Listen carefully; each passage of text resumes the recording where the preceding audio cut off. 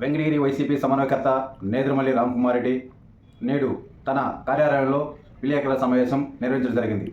ఈ సందర్భంగా ఆయన మాట్లాడుతూ వెంకటగిరి నియోజకవర్గంలో కూటమి ప్రభుత్వం కొత్త సంస్కృతికి నాంది పలుకుతుందని ఆయన ఆవేదన వ్యక్తం చేశారు.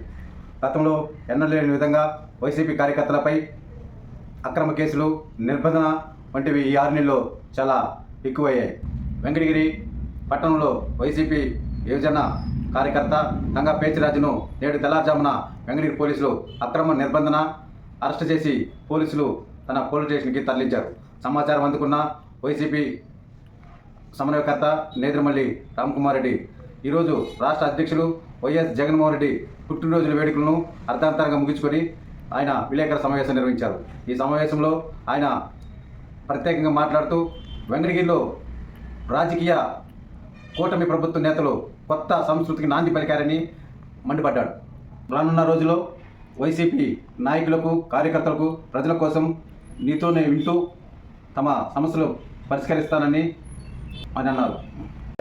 మీరు విన్నారు, మేము వింటున్నాం. గట్టిగా పెట్టాలా కేసు పెట్టారు.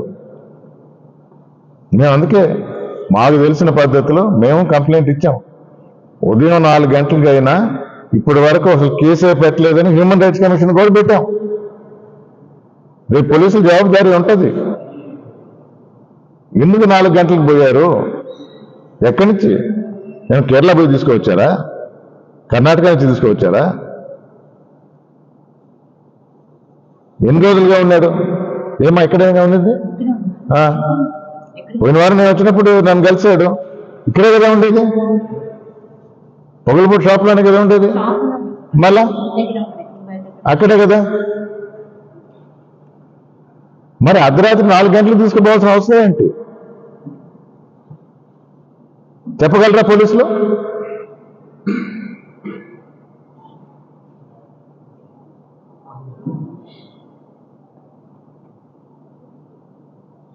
ఏ ఆధారాలతో, ఎంత కష్టపడి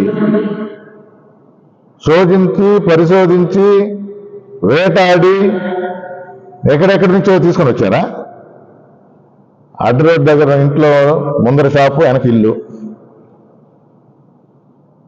రోజు అక్కడే ఉండేడు. మీరు ప్రశ్నించాలి అనుకుంటే రమ్మని చెప్పచ్చు, లేదా మీ దర్యాప్తులో నిందితుడు అని తేలింటే ఆల్రెడీ అరెస్ట్ చేసి తీసుకోపోవాలనుకుంటే రైట్ ట్రయల్గా పోండి. రాత్రి 4 గంటలకు తీసుకొని పోయి కేసు ఇప్పటిదాకా కట్టలేకపోతున్నారు. చర్చించుకుంటున్నాం, ఆలోచిస్తున్నాం. తప్పుడు కేసులు పెట్టడానికే కదా. చాలా స్పష్టంగా అర్థం, మాకు కాకపోయినా పెద్దలకు అర్థం అవుద్ది.